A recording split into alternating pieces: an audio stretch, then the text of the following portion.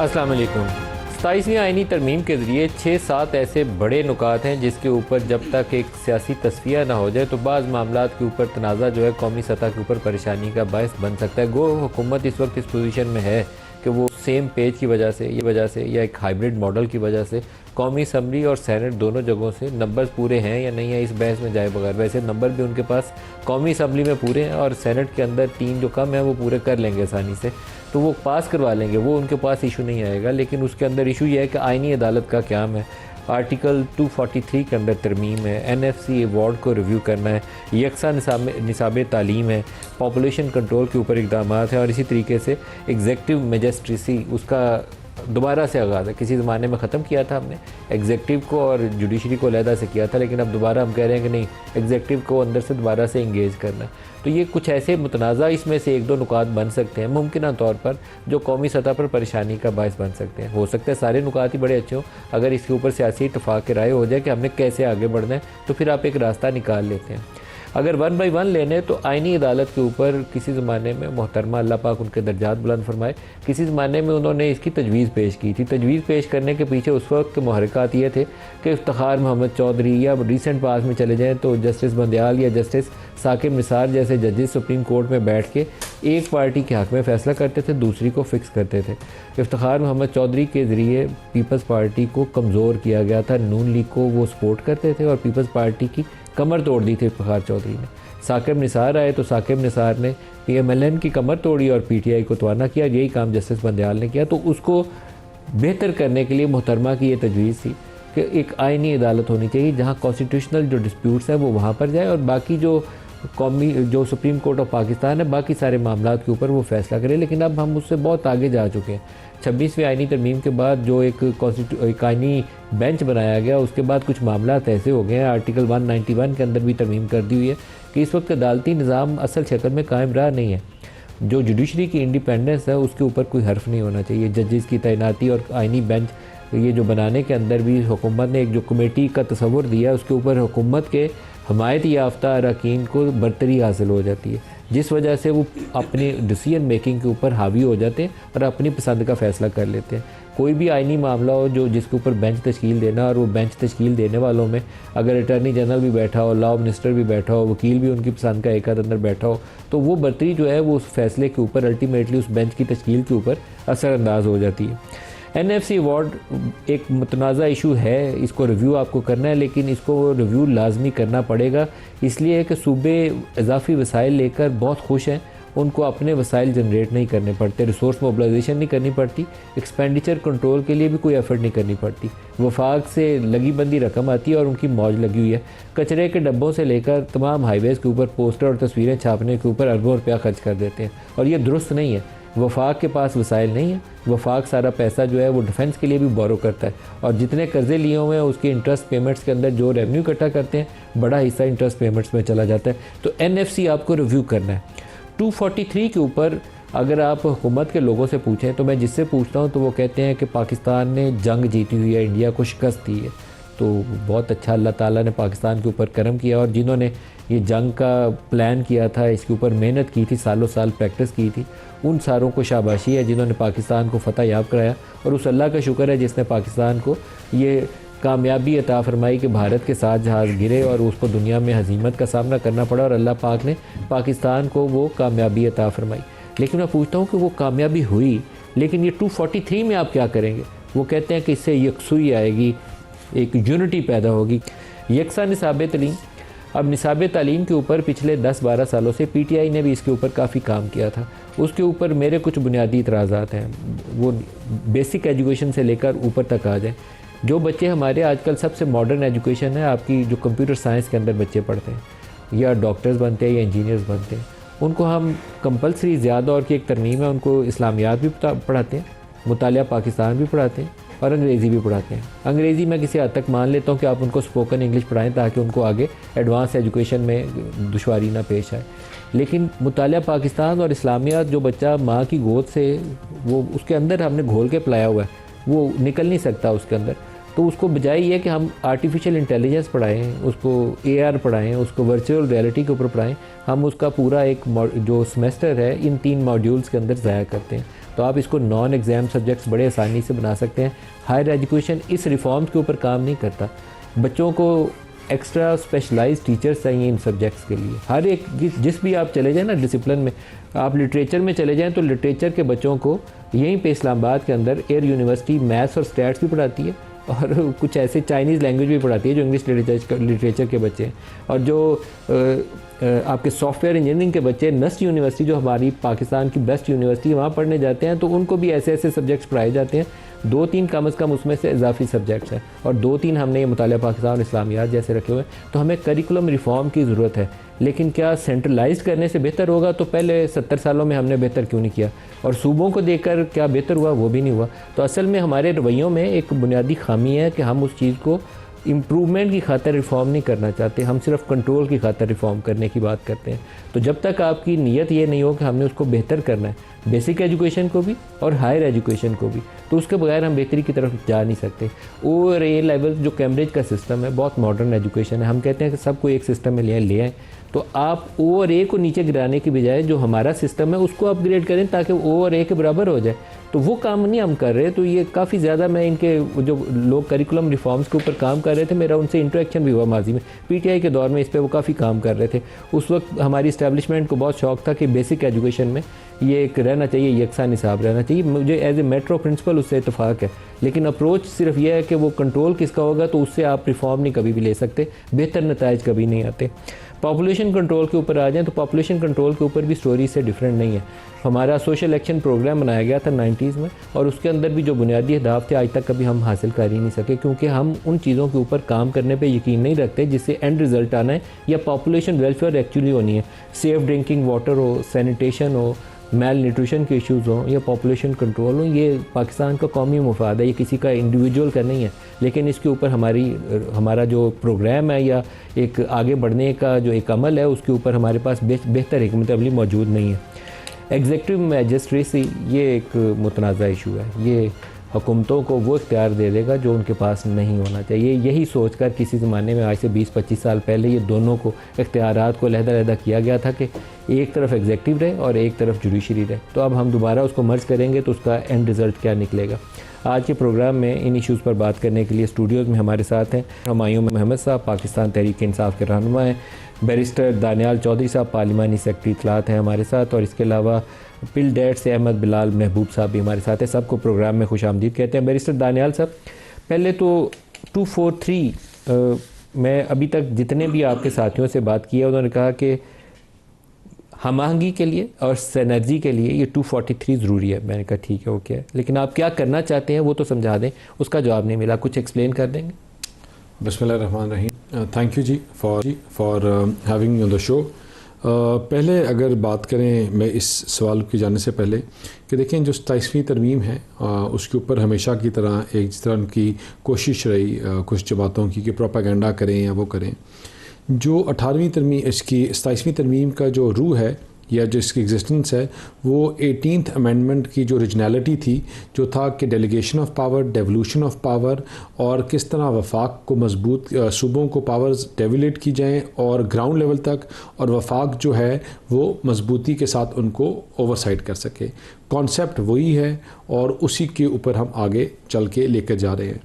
इससे आने वाले टाइम पे जिस तरह हम पहले बात कर रहे थे कि इससे जो ट्रू सेंस में डेवल्यूशन ऑफ पावर का जो कॉन्सेप्ट है वो निचली सतह तक जाएगा, और आप जो एक सियासी जमातें जो हाइड एंड सीक खेलती हैं हमेशा अवाम के साथ और उनकी जो ट्रू पावर्स हैं उन तक नहीं पहुंचने देती, तो उसकी जो रेवोल्यूशन कैसे होगी? वो है वो आपका आइन में आप सूबों को देते हैं पैसा, देखिए आप उसका, और सूबे आपके मुकामी हुकूमतों के इंतखाबात नहीं कराते, आपकी पंजाब हुकूमत नहीं कराती, आप इस्लामाबाद में नहीं कराते।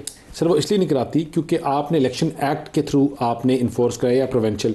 जब आइन का हिस्सा बन जाएगी तो आपके पास you will have no other option then to go for it.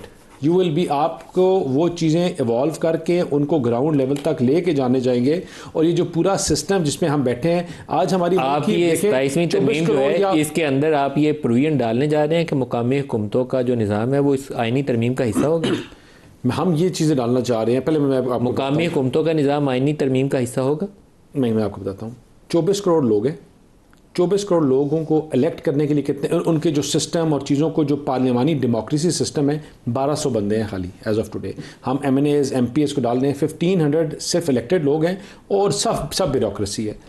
अब 18वीं तरमीम का मकसद क्या था कि डेवोल्यूशन हो और निचले लोएस्ट लेवल तक जाए। वो क्यों नहीं होती? क्योंकि आपकी लोकल बॉडीज़ हर सूबे की अलग अलग लिखा हुआ है और इसका जो ट्रू कॉन्सेप्ट है वो सर लोकल बॉडीज़ 27वीं तरमीम में आप उसको आइन का हिस्सा बनाएंगे? नहीं, हम नहीं बनाएंगे।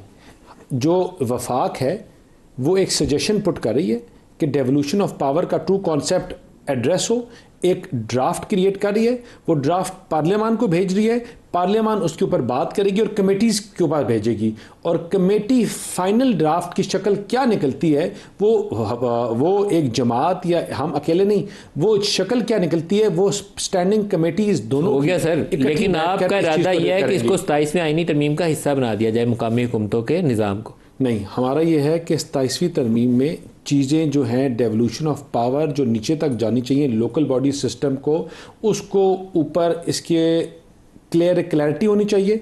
और clarity as an how should the system run, how should the money be distributed, what are the ways, how can the money go to the lowest levels. आपको ये तमाम मुकामी हुकूमतों के निज़ाम को आइन के अंदर प्रोविजन डाल के मैंडेटरी अगर करेंगे बाइंडिंग, तो फिर तो वो हो जाएगा कि सूबा पंजाब भी कहेगा कि मैं इंतखाबात करा लूँ।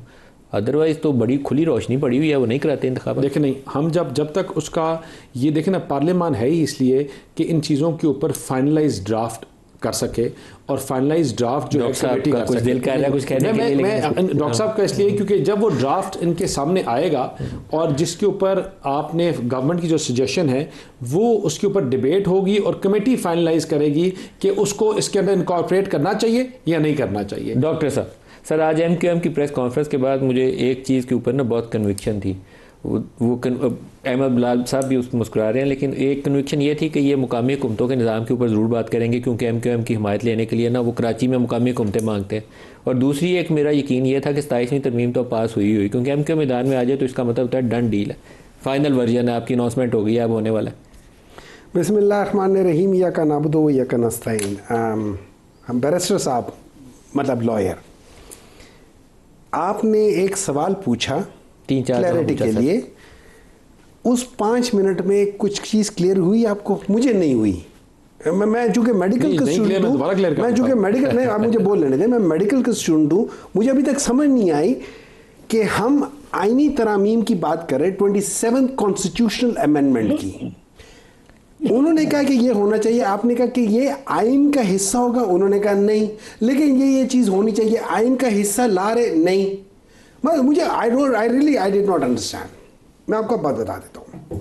बेसिकली अगर मैं कॉन्सेप्चुअली जो 27वीं तरामीम और 26, ये उसका सीरियल वो है, वो नहीं होती एक सीरीज आती है, सीरीज 1 सीरीज 2, ये 26वीं तरामीम की कंटिन्यूएशन है।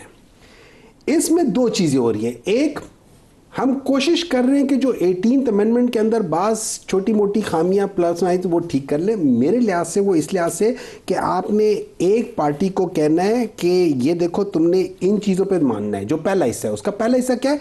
वो है कंट्रोल एंड कमांड का।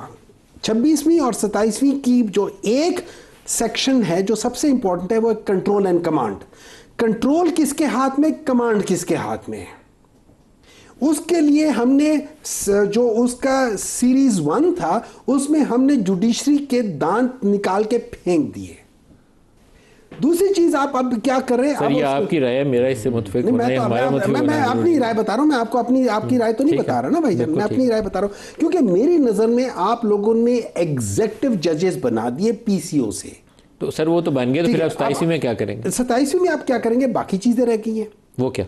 जैसे अभी आपने कहा कि ये जो वो मैजिस्ट्रेट्स की बात है उसको ले आएंगे, आप बाकी चीजें लेकर आ जाएंगे। आपने कंट्रोल पर अभी आईनी अदालत है, अब बात आ जाती है आईनी अदालत की। देखिए एक चीज बैरिस्टर साहब और जितने लोग हैं ना वो कहते हैं कि जी आईनी अदालत इसलिए है कि उसके अंदर सारे, क्या आईनी अदालत और सुप्रीम कोर्ट 2 पैरेलल चीज चल रही होंगी?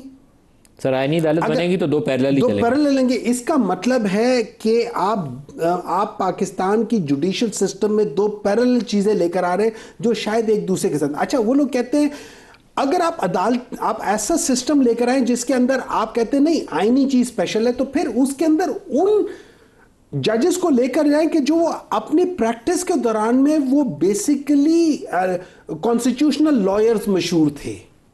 आप उन जजेस को मत लेकर आए कि जो कि क्रिमिनल लॉयर से अपने टाइम पे या फिर वो कॉर्पोरेट लॉयर से, उनको मत लेकर आए, क्योंकि उन्होंने तो उन 15-20 साल में जिसमें उन्होंने प्रैक्टिस की है। नहीं, तो तफसील की बात होगी ना, आईनी अदालत बननी चाहिए नहीं बननी चाहिए आपको मेरे लिहाज से supreme court is good enough, वही गुड इनफ है, गुड इनफ। अच्छा, हम लोगों ने कोशिश की कि बिलाल साहब से राय ले ली, हम लोगों ने कोशिश की कि चलो हम देख लेते हैं, ये आईनी बेंच बना लेते हैं। आपने देखा आईनी बेंच का क्या है हो रहा है? आप कुछ कहेंगे? मैं बिलाल साहब सारा दिन जो ना सुप्रीम कोर्ट के केसेस देखते हैं, सारा दिन कौन से केसेस चल रहे होते हैं? कॉन्स्टिट्यूशनल केसेस आपके टोटल 8% हैं कॉन्स्टिट्यूशनल केसेस, और जो सुप्रीम कोर्ट का टाइम लेते हैं वो पूरा दिन और 2-2 दिन और 4-4, क्योंकि यही बेंचेस दूसरे काम भी करते हैं और यही बेंचेस नॉर्मल काम भी करते हैं।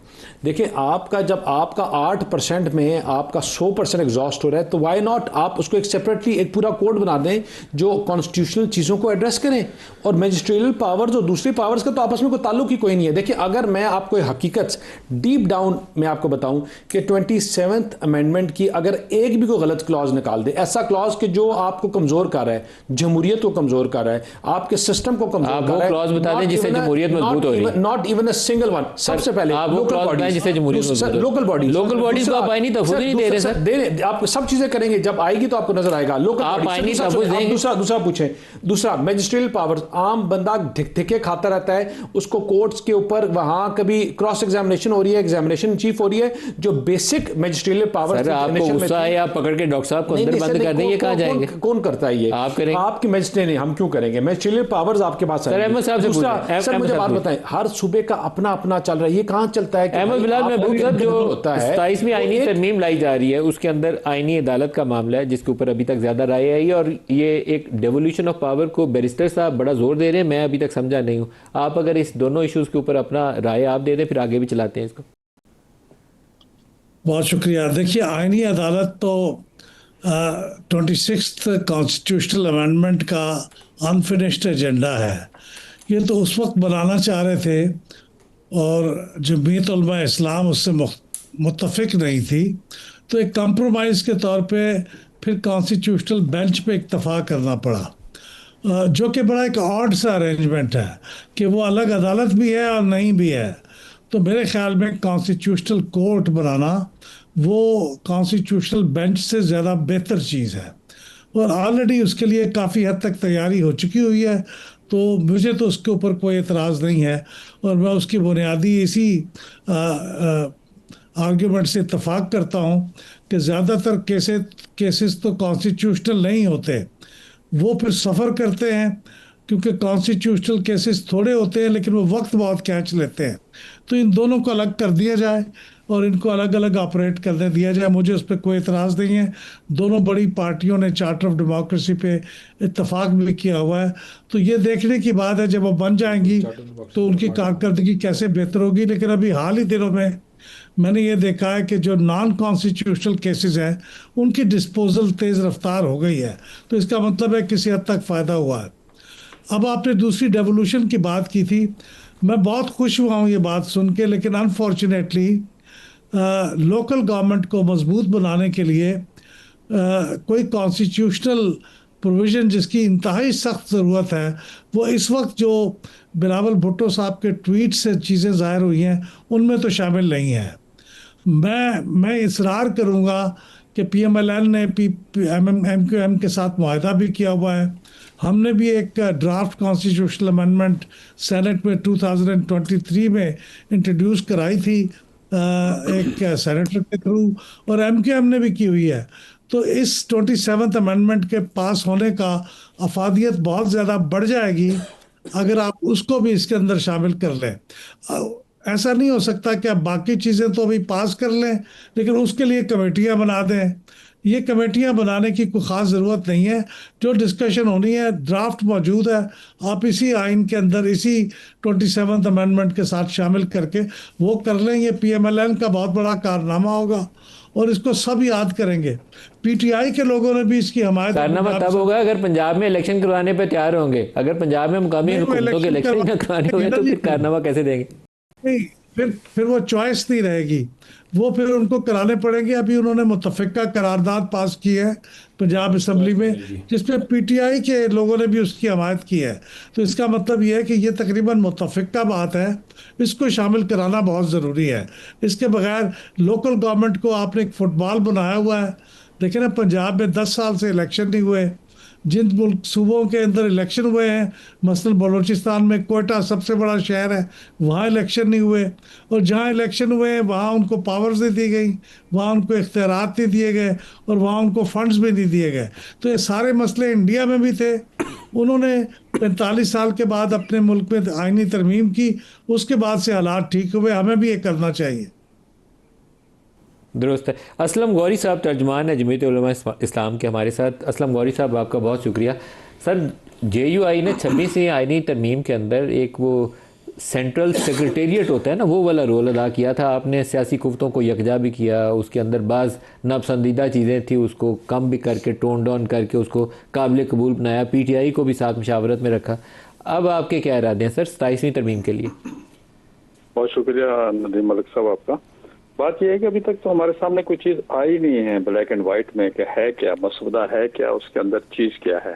वाडा साहब ने आके आपको ब्रीफ नहीं किया सर? नहीं, वाडा साहब ने भी, बराबर साहब ने जो ट्वीट किया उसी के तनाजर में कुछ गुफ्तगू फरमाई है और उन्होंने कहा कि जी ये चीजें हैं, वही चीजें जो बराबर साहब ने कही हैं। क्या क्या चीजें बताई वाडा साहब ने? जी वही चीजें जो बराबर साहब ने ट्वीट में की है। लेकिन मैं एक बात बताऊं मलिक साहब, हमें याद है जब 26वीं आइनी तरमीम थी, जो मसौदा बिलावल साहब के पास था वो मसौदा हमारे पास नहीं था। हमें कुछ और दिया गया था, उनको कुछ और दिया गया था। तो अब ना बिलावल साहब का ट्वीट तो अपनी जगह मौजूद है, लेकिन हमें नहीं पता कि वो वाकया यही होगा या इसके बाद कोई और तब्दीली आएगी। तो जब तक वो सही सूरत हमारे सामने नहीं आती ब्लैक एंड व्हाइट में, बल्कि अलबत्ता इनकी गुफ्तगू से हमने इतना अंदाजा जरूर लगाया कि जो 26वीं यानी तरमीम में चीजें हमने निकलवाई हैं उनको दोबारा कॉस्मेटिक सर्जरी करके, चेहरा तब्दील करके, थोड़ा सा उन्हीं चीजों को दोबारा घुमा फिरा के लाने की कोशिश की जा रही है। सर, ये बड़ा जोर दिया जा रहा है कि हमारे नंबर्स पूरे हैं, तो सेनेट के अंदर तो या आपकी हमायत इनको मिल जाए तो या ANP से कुछ बंदे शंदे मिल जाए तो तब काम हो सकता है। 26वीं आइनी तरमीम के वक्त तो एक स्टेज के ऊपर इनको कहा गया था, हमें याद पड़ता है कि JUI से इनडायरेक्टली या डायरेक्टली इशारों कनायों में बात कही गई थी कि अब आप अगर साथ आते हैं तो ठीक है, नहीं तो बंदे हम खुद ही पूरे कर लेंगे। तो वैसी सूरत हाल तो दोबारा नहीं पैदा की जा रही JUI की। बंदे तो उस वक्त 11 आदमी PTI के भी इनकी जेब में आगे थे, अभी भी आ जाएंगे। हाँ, अभी इनसे हम कुछ कह नहीं सकते इस पे। अपना कौमी असम्बली में तो नंबर गेम पूरी है, सेनेट में तो चार आदमी की शायद शार्ट है इनके पास। लेकिन मसला ये है कि मलिक साहब, ये आईने पाकिस्तान है और ये मिसाक है इस मुल्क का। इसके ऊपर पूरे सूबे सब मुतहद हैं। हम इसी को आइन को सामने रख के तमाम सूबे में कोई छोटी बहुत बात होती भी हो तो हम उनको कॉम्प्रस्ट हो या कोई भी, हम उनको कहते हैं आइन ये कहते हैं। अगर इसको आप मुतनाज़ा करने जा रहे हैं, अपनी मर्जी की अमेंडमेंटें लाना चाह रहे हैं और अपनी मर्जी का आइन बनाना चाह रहे हैं, तो ये अगर मुतनाज़ा हो गया तो मुल्क के लिए बहुत बड़ा नुकसान होगा। सर, JUI के लिए आईनी अदालत काबिल कबूल है? देखिए, ये मिसाक जमहूरियत में उस वक्त तो हमने इसको साइन किया था और ये हमने इस वक्त कहा भी था इनको, और मौलाना साहब ने पार्लियामेंट में स्पीच में भी कहा था कि आईनी अदालत होनी चाहिए। लेकिन ये फिर PTI के दबाव पे, PTI के दोस्तों के कहने पे हमने जो सारा आईनी बेंच बनवाया, ये PTI की ख्वाहिश पे बना था। हमारी ख्वाहिश तो उस वक्त आईनी अदालत की थी। अब देखते हैं अगर आईनी अदालत बना ये कहते हैं तो आईनी अदालत के खदो खाल क्या है वो भी तो देखने पड़ेंगे ना। और सर, आर्टिकल 243 के अंदर जो तरमीम का जिक्र है वो आपको वाज़ेह है कि क्या चीज़ तरमीम होने जा रही है? नहीं, बिल्कुल हमें वाज़ेह नहीं है, बस सुनने में आ रहा है जैसे आप कह रहे हैं, इसी तरह दूसरे दोस्त कह रहे हैं, लेकिन हमें तक कोई वजाहत चीज सामने नहीं आ रही। और ये सही चीज आप देखेंगे। और दूसरी बात मलिक साहब, हमारे यहाँ पार्लियामेंट के जो अदारे हैं वो फैसले करते हैं, शख्सियत कोई नहीं फैसला करती। हमारे पास जैसे कोई मसौदा आएगा हम अपने फौरतौर पर इजलास बुलाएंगे और फिर अपना ओपिनियन इख्तियार करेंगे, उसके मुताबिक फिर आगे चलेंगे हम। असलम गौरी साहब, बहुत शुक्रिया, आपने हमें ज्वाइन किया। एक ब्रेक साथ रहिएगा।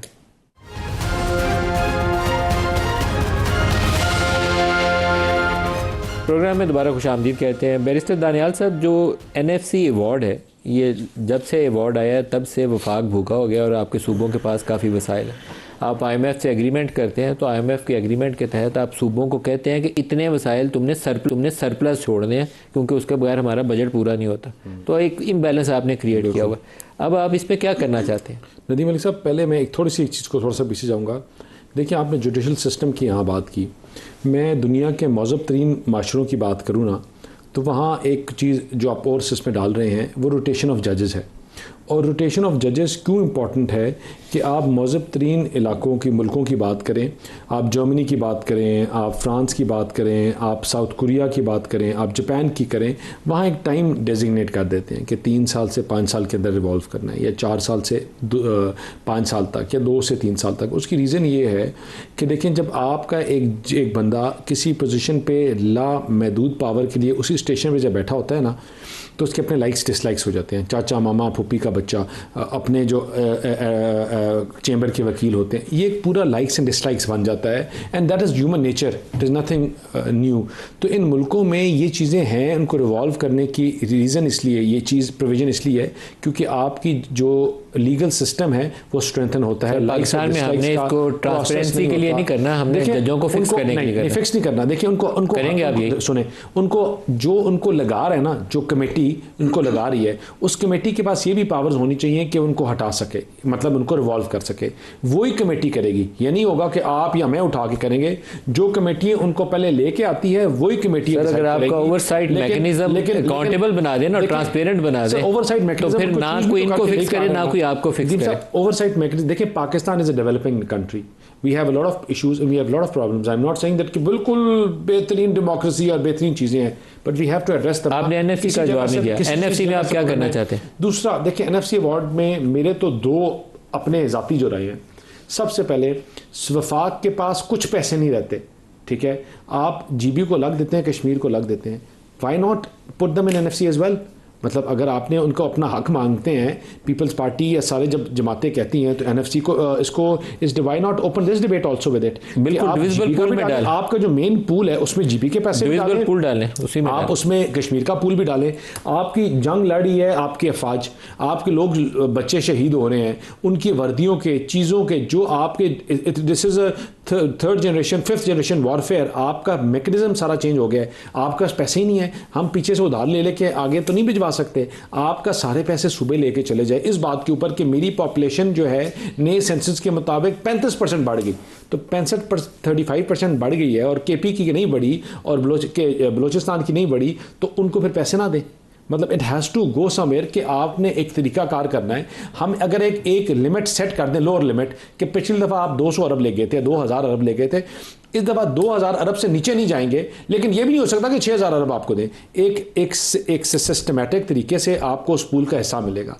उससे ये होगा कि जो महरूमी है, जो बलूचिस्तान की महरूमी है, या बाज़ दफ़ा केपी के जो इलाके हैं जिनमें एक आवाज़ आती है महरूमियों की, वो एड्रेस होंगे। सर, आखिरी जो आपने पॉपुलेशन सर्वे किया उसमें आपने बलूचिस्तान की पॉपुलेशन पहले से ज्यादा बढ़ा दी हुई है, जो आखिरी आपका सर्वे। मैं कहता हूं कि उनको ज्यादा जाना चाहिए। थोड़ी सी परफॉर्मेंस बेस्ड होना चाहिए आपका सिस्टम, कि सूबे खुद भी कुछ रेवेन्यू जनरेट करें। अब मैं आगे उस बात के ऊपर आ रहा हूं। एक सूबा जो 10 अरब टैक्स कैलकुलेट कर रहा है और एक सूबा जो 2 अरब कर रहा है कैलकुलेट, कोई थोड़ा सा तो फ़र्क रखें। इसीलिए जब कमेटी में जाएगी इस चीज़ के ऊपर बड़ी डिबेट होगी कि आपने एनएफसी के ऊपर, हम कहते हैं कि हम कोई सियासत ना करें, लेकिन एनएफसी का जो सीधा तरीका है, मुझे आप बात बताएं कि आप पीछे से उधार लें, पैसे, आपकी तनख्वाह है, आपकी तनख्वाह 5000 रुपये आ रही है, आपकी बेगम कहे कि ठीक है 5000 तो ठीक है ना जी नदीम साहब, मैं 5000 की अपनी शॉपिंग होगा, घर का खर्चा जो ना आप पीछे से लेके चलें, तो आप 6 महीने, साल, 2 साल, 3 साल, बेगमा सारी यही कहेंगी, 2 साल 3 साल ये करेंगे, फिर आप आगे हाथ जोड़ देंगे। सूबों को बेगमा ना बनाएं। वो देखें, आपकी जो मेन चीज़ है कि आपने जो घर का सौदा चीज़ें लेके जानी है, उसके लिए आपके पास पैसे तो हों, जो चौकीदार बैठाया हुआ है उनके लिए पैसे तनख्वाह देने के तो हों, एंड आपकी और चीज़ें सेकेंडरी होंगी। तो आई थिंक कि ये एक पॉजिटिव बहस छेड़ेगा। डॉक्टर साहब, मैंने जिस तरह कहा कि कोई चीज़ हतमी नहीं है, ये कमिटीज़ में जाएगी, इसके ऊपर डिबेट होगी और इंशाल्लाह we will come with the consensus and a good draft. Doctor साहब, एनएफसी अवार्ड के ऊपर क्या करना चाहिए? देखें, ऐसा अभी बैरिस्टर साहब कह रहे हैं पाकिस्तान के अंदर जो है ना वो सारी चीज़ें, देखिए Pakistan basically is a politically stunted country. हमारा पॉलिटिकल प्रोसेस स्टंट हुआ है, आगे नहीं बढ़ रहा। उसकी वजूहात हैं एग्जैक्टली प्रोफेशनल, क्या कह सकते हैं उसे, इनकॉम्पिटेंसी कह ले, या फिर आप प्रोफेशनली डिसऑनेस्ट लोग हैं, आप जो कह रहे हैं और जो कर रहे हैं उसके अंदर बड़ा फ़र्क है। नंबर 2 में एक चीज़ बता दें थोड़ा सा जज, वो जो जजेस वाला मामला है ना, देखिए हम लोगों ने पहले जजेस की तादाद बढ़ाई थी कि पेंडेंसी ऑफ केसेस की है। आपका आर्टिकल मेरे ख्याल में 143 है कि जिसके लिहाज से मिनिमम जजेस जो बेंच में होते हैं वो 5 होते हैं। आप 5 रखे, आपने 25 कर दिए 17 से। आपको पता है पिछले 1 साल में आपकी पेंडेंसी ऑफ केसेस बढ़ गई है, कम नहीं हुई। आपको उससे पहले भी जब ये बेंच नहीं था, जब ये उस वक्त भी पेंडेंसी ऑफ केसेस बढ़ रही थी। उसका वजह ये है कि जो हम केस लोड कहते हैं ना, केस लोड को आप डिफाइन नहीं करते। आप कहते हैं एक जज के ऊपर 50 केस होने चाहिए। आपको ये नहीं पता कि केस लोड डिफाइन होता है किस किस्म के केस होंगे।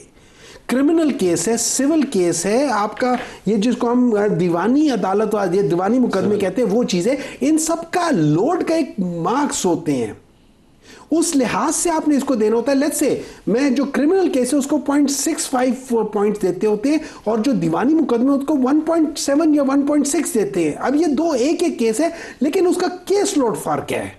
आपने उस लिहाज से जज करके देना होता है एंड देन यू डिवाइस कि आपने क्या करना है। हमारा यहां पे मसला हुआ है बिकॉज हम लोग किसी भी चीज में हमारा जिसको कहते हैं ना गवर्नेंस का इशू है, चाहे वो सुप्रीम कोर्ट के अंदर क्यों ना हो। नंबर ऑफ जजेस से या बेंचेस से कुछ नहीं होगा। मैं आपको आज लिख कर देता हूं, आगे आ जाते हैं। अभी इन्होंने बात की है कि एनएफसी पे नहीं बताया आपने, एनएफसी रिव्यू करना चाहिए। मैं उसी में बात करूं। देखिए अब एनएफसी में ये हो जाता है, अभी इन्होंने कहा था कि एक जो है सूबा बहुत कमाते हैं। देखिए एक सूबा बहुत कमाते हैं लेकिन बाकी सूबे बहुत कुछ दे रहे हैं। वो आपको 30 रुपए की चीज 1 रुपए पे दे रहे हैं, उसका आप क्या कर रहे हैं? सर वो सारे सूबों के पास है, कोई गैस दे रहा है, कोई पानी बना रहा है, पंजाब में वीट बना रहा है, कॉटन दे रहा है। देखिए आप उन चीजों में नहीं जा सकते। नहीं, आपने इसको मोनेटाइज करके आपने इसको एक वैल्यू देनी है कि देखिए फॉर एग्जांपल मैं बिजली देता हूं, आप चावल देते हैं, कोई वो देता है, किसी जगह से सारी ट्रेड आती है। आपने इसको उसी लिहाज से बैलेंस करना होगा इस बेसिस पे कि इकोनॉमिकली क्या है। नंबर 2 आपका मसला है कि मैं पैसे ज्यादा खर्च करता हूं। मैं मिसाल दे देता हूं। हमारा जो सबसे बड़ा किसी सारे सूबों में एक मसला है, चाहे हो सकता है पंजाब में कम हो, हमारे सूबे में सबसे ज्यादा होगा, बलूचिस्तान में ज्यादा होगा, वो बिजली चोरी का। आप कहें केपी के गवर्नमेंट खैबर पख्तूनख्वा को कहे या पंजाब को कहे कि भाई जिस सूबे से जितना चोरी हो रहा है you are responsible for that, make them responsible. ये कहना चाहिए, मैं इसका 100% हर एक चीज का जिसकी जितनी चोरी होती है ना उसके एनएफसी अवार्ड से काटे पैसे। जितना जनरेट कर रहे हैं और जितना चोरी करे वो कर ले। नंबर 2 बिजनेस की बात है। आप लोगों ने एक ऑपरेशन किया 2014 में, एक ऑपरेशन किया, उस ऑपरेशन की वजह से कितना बिजनेस उस सूबे से निकल गया, क्या उसको कॉम्पनसेट किया? देखिए आपने ये सारी चीजें कहना आसान है लेकिन इसके ऊपर डिस्कशन करने के लिए आपने बहुत सारी चीजों को डिस्कस करके बैलेंस करना है। अगर आपकी नीयत अच्छी है आप बैलेंस करोगे, अगर आपकी नीयत अच्छी नहीं है तो आप कभी भी उसको बैलेंस नहीं कर सकते। अहमद साहब एनएफसी अवार्ड के ऊपर अगर प्रोफेशनली आपसे मैं चाहूं कि कुछ आप राय दें तो इसको कुछ तवाज़न इसका दुरुस्त करने की जरूरत है, क्या करना चाहिए? बहुत शुक्रिया। देखिए नेशनल फाइनेंस कमीशन के अंदर जो 18th अमेंडमेंट के तहत एक नया आर्टिकल इंट्रोड्यूस किया गया था 163A, उसका मतलब ये था कि अब एनएफसी की ये लिमिटेशन कर दी गई थी कि वो सूबों की एलोकेशन बढ़ा तो सकता है, उसे कम नहीं कर सकता। तो सूबों की जो कॉन्स्टिट्यूशनल अमेंडमेंट से चेंज होगी अब जी। 17th कॉन्स्टिट्यूशनल अमेंडमेंट में जो हो चुकी 57.5% सूबों को जाता है, उसे आप कम नहीं कर सकते। तो अब मेरा ख्याल तकाजा ये किया जा रहा है कि उस प्रोविजन को ख़त्म कर दिया जाए और ये नेशनल फाइनेंस कमीशन पे ऊपर छोड़ दिया जाए कि वह हालात के मुताबिक एलोकेशन को बढ़ा दे या कम कर ले या वही बराबर रखे। तो मेरे ख्याल में ये किसी हद तक बात रीज़नेबल इसलिए लगती है कि जो फेडरेशन के ऊपर जो बोझ पड़ चुका है नेशनल फाइनेंस कमीशन के अवार्ड आने के बाद से, यानी पिछले 15 साल में जो हालात बदले हैं, उसका रेवेन्यू तो बढ़ा नहीं है लेकिन अखराजात में बेतहाशा इजाफा हो गया है।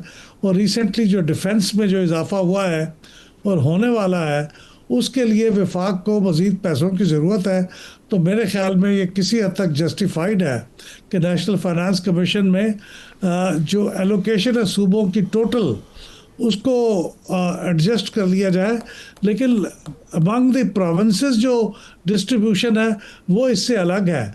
वो तो नेशनल फाइनेंस कमीशन पहले भी तय करता है कि 51% पंजाब को देना है, किसी को कितने परसेंट देना है, लेकिन जो ओवरऑल है 57.5% of the total divisible pool वो प्रोविंसेस को जाए, उसे मेरे ख्याल में कुछ कम करना मकसूद है। और मेरा ख्याल है किसी हद तक के बाद से अहमद साहब इसमें 3-4 नुकते हैं जिसके ऊपर इनको सारों को अच्छे से ब्रेनस्टॉर्मिंग खुल के करनी चाहिए, क्योंकि सूबे जिनको इजाफी वसाइल मिल रहे हैं वो छोड़ेंगे नहीं। एक अभी बैरिस्टर साहब ने कहा कि आज़ाद कश्मीर के और GB के पैसे वो डिविजिबल पूल से जाने चाहिए, वो वफाक को ग्रांट की शक्ल में नहीं देने चाहिए, क्योंकि एक इजाफी बोझ पड़ता है। इसी तरीके से डेट सर्विसिंग जितनी कॉस्ट वफाक दे रहा है और जो डिफेंस के एक्सपेंडिचर्स हैं, उसके बाद हम सालाना 7-8% का बजट डेफिसिट करते हैं और 8 से 10 हज़ार अरब रुपया बैंकों से उधार लेते हैं। तो we have a non viable business model right now. आपको इसको 3-4% बजट डेफिसिट पे लाना है तो आपको 3-4% वसाइल जो है सूबों से वापस लेने पड़ेंगे। तो ये एक बेसिकली स्ट्रक्चरल एडजस्टमेंट है जिसके ऊपर सबको एग्री करना पड़ेगा, नहीं तो हम ये बैंकरप्सी वाली स्टेज से बाहर नहीं निकल सकते। ठीक है। लेकिन ये जो उन्होंने मुतालबा किया है ये भी हम इसलिए कर रहे हैं कि नेशनल फाइनेंस कमीशन की ऊपर ये लिमिटेशन है। अगर ये ख़त्म हो जाए तो फिर हम ये एक्साइज ड्यूटी वगैरह सारी डिविजिबल पूल में ले आएंगे, फिर उसके बाद इक्विटेबल डिस्ट्रीब्यूशन होगी।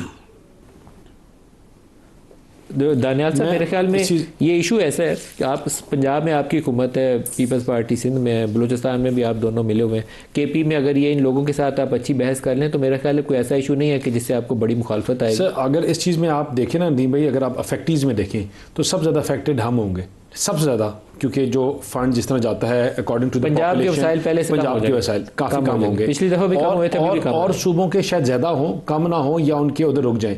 लेकिन जो प्रोसेस है ना, हम प्रोसेस को इसलिए डिफाइन करना चाहते हैं कि देखिए एक प्रोसेस आपका चल ही नहीं सकता। आप पैसे लेकर जो उधार दफ़ा बाहर से उधार लेकर बैंकों से लेकर आप कैसे चीज़ों को आगे चला सकते हैं। जब एक सिस्टमेटिक प्रोसेस डिफाइन हो जाएगा, चीज़ें तय हो जाएंगी कि ये थ्रेशोल्ड है, इस थ्रेशोल्ड से नीचे नहीं आना, ठीक है भाई, नहीं आएंगे।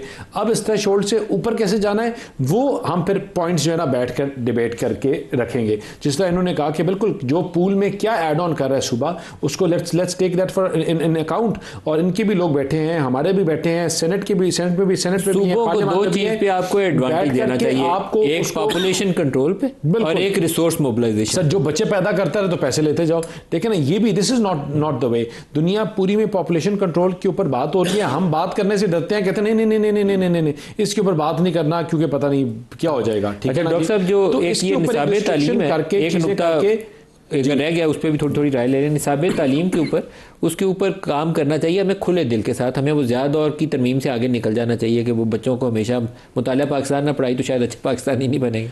देखिए एक तो मैं आपको एक बात बताता हूँ, जो बच्चों की ये बात करें, टेक्निकली इस वक्त जो सबसे ज़्यादा जिसकी पॉपुलेशन बढ़ रही है वो पंजाब में ही बढ़ रही है, लेकिन एनीवे बिजार के माने पॉपुलेशन सारी जगह बढ़ रही है, नहीं, लेकिन रिलेटिव नहीं, वो चीज़ है। पंजाब में कम हुई है जी, उल्टा बोल रहे हैं, बलूचिस्तान में सबसे ज़्यादा बढ़ी है। यहाँ पे तो सीटें कम हुई हैं सर, सीटें और भी वजूहत है, मैं आपको बात चीज़ें बता दूंगा। लेकिन देखिए अभी, अच्छा सर मुझे बोल लेने दे, थोड़ा सा मुझे बोल लेने दे, उसके बाद आपकी बारी आ जाएगी। देखिए जो निसाब तालीम की बात करें ना, एक बात याद रखें, हमारे यहाँ पे 3 पैरेलल सिस्टम है। अब वो पैरेलल सिस्टम मुख्तलिफ जगहों के लिए लोगों को फीड करें। सो अगर आप एक सिस्टम में हैं, आप उसके आगे उसी चीज़ में जा रहे हैं, आप उससे अगले सिस्टम में नहीं जा सकते। एक आपका है जो आपका ये जो बाहर का लास्ट मिनट है, क्विकली वाइंड अप करना पड़ेगा। एक आपका उर्दू मीडियम और एक आपका जो मदरसा वाला है, इसमें से एक दूसरे से नहीं जा सकते। आपको यहाँ पे इक्वल अपॉर्चुनिटी देनी पड़ेगी ताकि हर एक कंपटीशन में इक्वालिटी की तरफ आए। फिर तो यकसा निसाब देना पड़ेगा, यकसा निसाब आपको देना पड़ेगा, उसके बगैर गुजारा नहीं। इन्होंने इनडायरेक्टली हमारी सारी बातों को इंडोर्स किया, जजेस से लेकर NFC से लेकर मुल्क की जंगी सूरत हाल को, सारी चीज़ों को। और तो सर आप इनको इंगेज करें ताकि आपको वोट करें। तरमीम इस मुल्क को मजबूत करेगी और इंशाल्लाह पास भी होगी। अच्छा जनाब, बैरिस्टर दानियाल चौधरी साहब, हुमायूं अहमद साहब, अहमद बिलाल महबूब साहब और असलम गौरी साहब हमारे साथ हैं, उनका भी सबका शुक्रिया। आज के लिए इतना इजाज़त दीजिए, अल्लाह हाफ़िज़।